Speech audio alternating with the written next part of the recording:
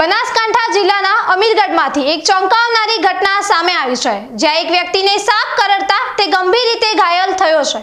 અમીરગઢના આશેલાલ ધરભજન goal નામના એક વ્યક્તિને ગઈકાલે રાત્રે સાપ કરડવાની ઘટના બની હતી। પ્રાપ્ત માહિતી અનુસાર આશેલાલભાઈ પોતાના ઘરમાં સૂઈ રહ્યા હતા ત્યારે એક સાપ ખાટલા પર ચડી આવ્યો હતો અને તેમના પીઠના ભાગે ડંખ માર્યો હતો। આ ઘટનાથી પરિવારજનોમાં ભયનો માહોલ છવાઈ ગયો હતો। સાપ કરડ્યાની જાણ થતાં જ તાત્કાલિક 108 એમ્બ્યુલન્સને બોલાવવામાં આવી હતી। 108 એમ્બ્યુલન્સના પાયલોટ ગિરીશભાઈ અને ઈએમટી ધવલભાઈ દ્વારા આશેલાલભાઈને ઘટના સ્થળે જ પ્રાથમિક સારવાર આપવામાં આવી હતી। પ્રાથમિક સારવાર બાદ તેમને વધુ સારવાર અર્થે પાલનપુર ખાતે ખસેડવામાં આવ્યા છે।